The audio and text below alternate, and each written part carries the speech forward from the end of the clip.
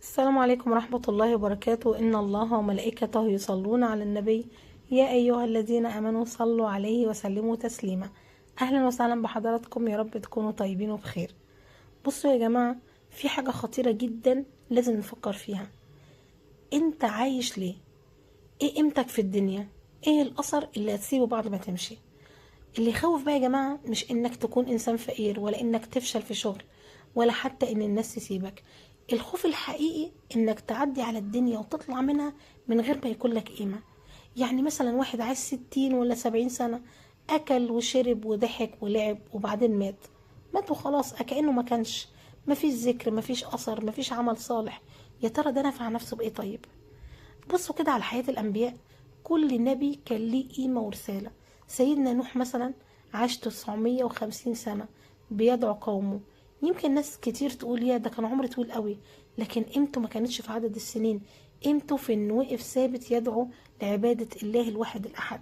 سيدنا يوسف عليه السلام رغم انه عاش مظلوم ومحبوس وغريب، لكن قيمته ظهرت في عفته، في إحسانه، في صبره، لحد ما ربنا رفعه.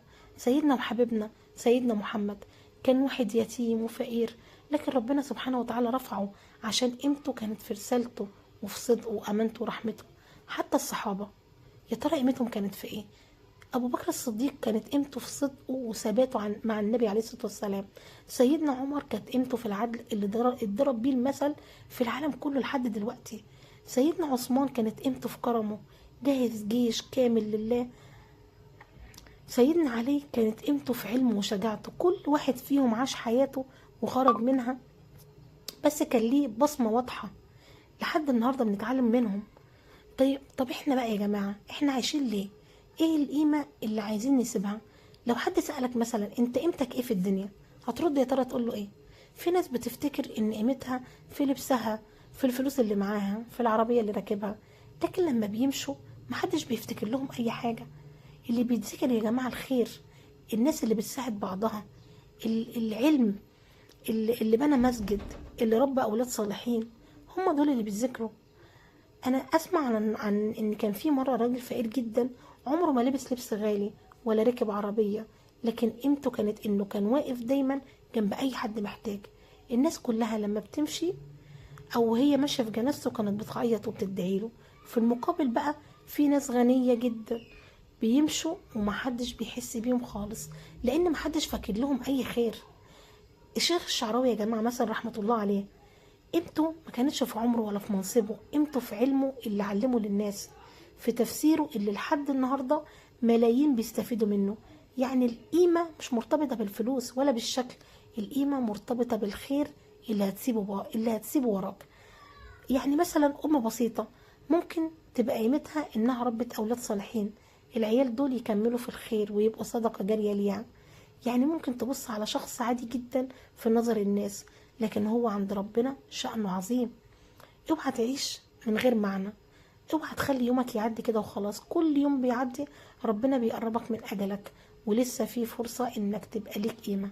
حاول تعمل لنفسك بصمة، علم حد كلمة، ساعد حد محتاج، صلي في وقتها، صلي الصلاة على وقتها، اذكر ربنا، سامح الناس، دخل السرور على قلب أي مسلم. القيمة مش إنك تبقى مشهور، القيمة إنك تبقى عند ربنا غالي، معروف في السماء. خد بالك، ممكن تبقى في نظر الناس عادي، لكن عند ربنا سبحانه وتعالى تبقى كبير قوي. ممكن تبقى في نظر الناس كبير، لكن عند ربنا ملكش أدنى قيمة. الدنيا دي يا جماعة قصيرة، والعمر بيجري، واللي هيبقى هو القيمة اللي انت سبتها. فكر كده النهاردة، انت هتسيب ايه بعدك؟ خير ولا هتسيب لا شيء؟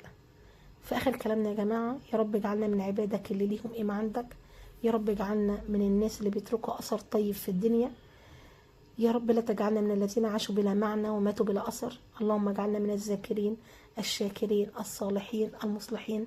اللهم ارزقنا قلوبا عامرة بذكرك، وأعمارا في طاعتك، وألسنة رطبة بذكرك يا أرحم الراحمين. اللهم اختم لنا بالخير، واجعل آخر كلامنا لا إله إلا الله محمد رسول الله. شكرا جدا على حسن استماعكم، طبتم في سلام الله وأمانه.